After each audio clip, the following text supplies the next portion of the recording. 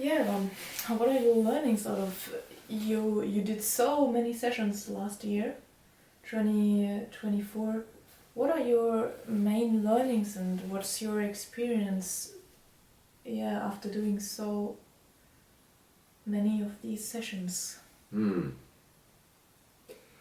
Well, for me, this it's a complex thing where how to answer this. It goes in different levels. For sure, after doing so many sessions, of course, the wealth of experience brings confidence to a level that wasn't there before.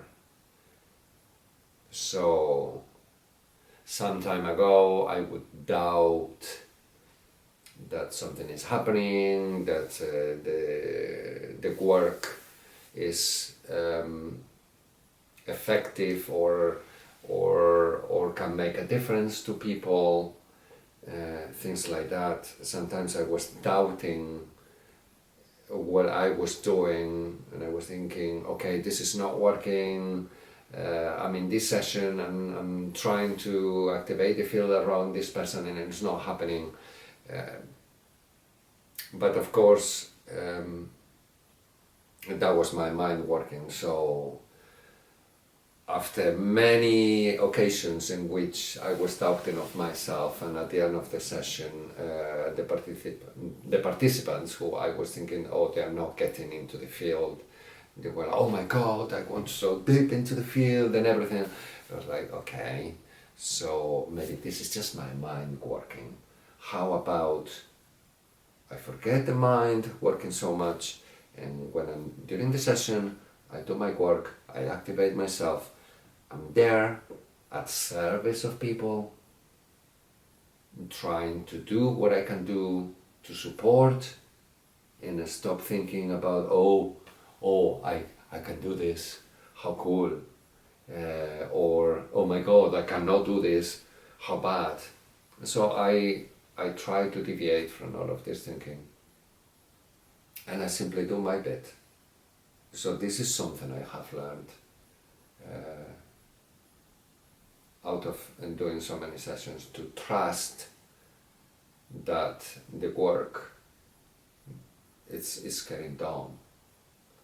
And I mean, to understand that's not me, it's not down to me. I'm there, I'm a little bit like an interface, and I'm not the one doing the work, it's the field doing the work. So I just have to trust that I'm the right interface, and the field is the right field, obviously. So in this much I have learned. I also have to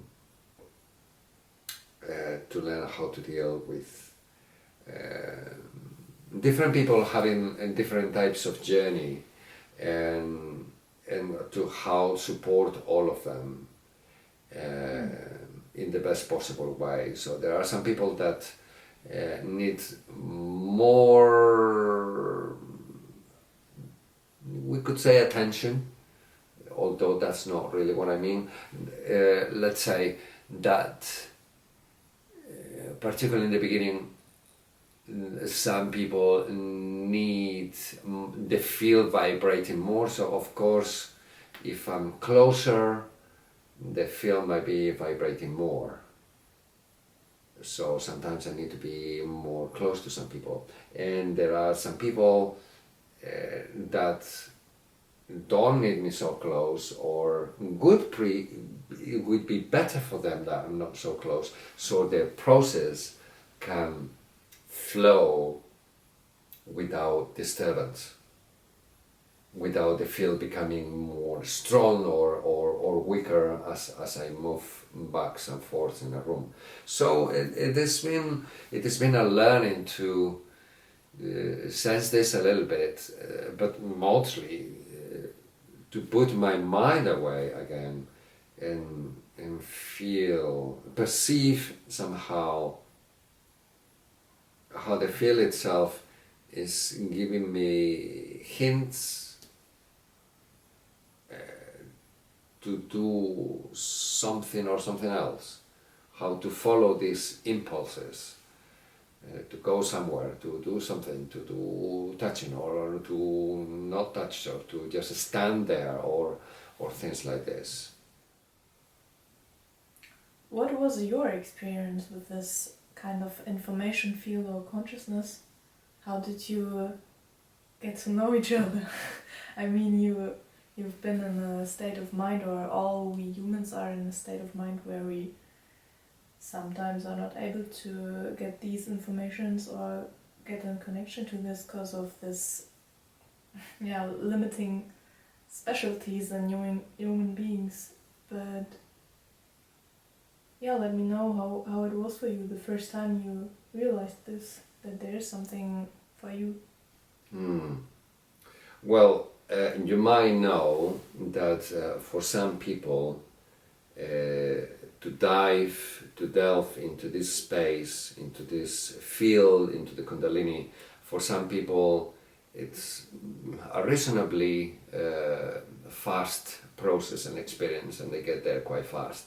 And some people take a long time. Mm-hmm. And I was one of the latter. For me, it took me a long time. Okay. Also, it is the case that for me, I mean, I had a very long progression of being acquainted and paying attention to many different practices for a very long time. I'm talking about meditational practices, different types of meditation, vipassana and mindfulness, and many different things. Mantra repetition. I do a lot of mantra repetition. These are things that are working slowly in the system, and they are opening the energy channels. And then as the energy channels are gradually and very slowly opening, so does the experience that one might have. Another thing that I didn't mention, so I was practicing a lot of yoga. I trained as a yoga teacher in the first place, and then as a yoga therapist afterwards. And there was a lot of work on yoga practices, both the asanas and the pranayamas, the breath work related to yoga. And this does clean a lot, prepare a lot the channels for the flow of Kundalini. I mean, that was in fact the... Interesting. It was mostly the first reason why the yogis were practicing yoga back in the days, to prepare the body for the flow of Kundalini around them. Yeah, how was it for you to... Right. The first time you... Right. So basically the first time I took part in a Kundalini activation, nothing much happened. Also, I thought, nothing much, I felt. And this is something that I often say to people that come to my sessions, that it might be the case that in the first session or the first couple of sessions, there's not so much of an experience that people may have. For some people it's immediate, but for some others it takes some time. And I was one of them. And however, we might not experience something quite consciously, the Kundalini, the field, is nevertheless working, whether we perceive it or not.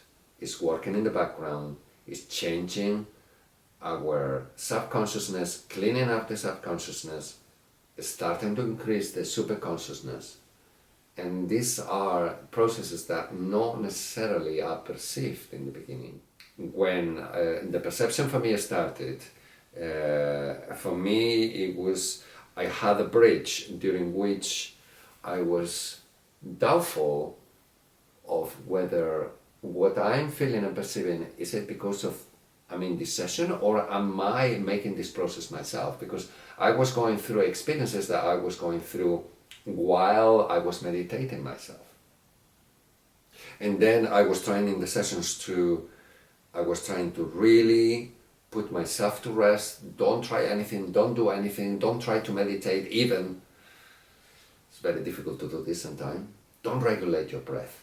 How do you not regulate your breath once I have said that? It becomes very difficult. But yeah, my experiences had in the beginning to do mostly with energy flow and waves of heat and coolness and waves of tingling, which are experiences that many people report. Yeah, and from them it kept evolving more in the realm of emotion, in sometimes going towards movement, impulse for movement, which is also oftentimes common, not necessarily for everybody. What could someone like this individual could expect from your sessions? How would you treat them, and how could it be possible that they see the sense behind those sessions? Mm-hmm. Let's say that one person doesn't believe in rain, and then it starts raining, and the person says, "Oh, I don't believe in rain." Are they getting wet? Yes. It might be that for a while they go like, "Oh no, that's okay. That's not really wet. I'm kind of dry," but it keeps raining, and eventually they're drenched. And when they're drenched, it becomes the moment when they're thinking, "Okay, I'm wet." We'll realize sooner or later, you say, right? Yeah. But it really is like this, no? And I mean, it's fine. It's just a natural thing. And again, when they have come to a session thinking, "Oh, this is a lot of bull, and it's all fake and phony, and etc., etc., why are they there? Why are they there? Of course, a part of them is thinking, no, but a big part of them is thinking, but I have to, I don't know, I have to go there and make sure that is what I think. I'm going to prove them wrong, but I need to go there to prove them wrong. If you were so sure, you didn't need to go anywhere. If you're coming to a session, it's because you have to be in the session. Right. Yeah, thank you, Ron. No, I think we're done, huh? Yeah. Yeah. Perfect. It's good. Yeah. Yes. Yeah.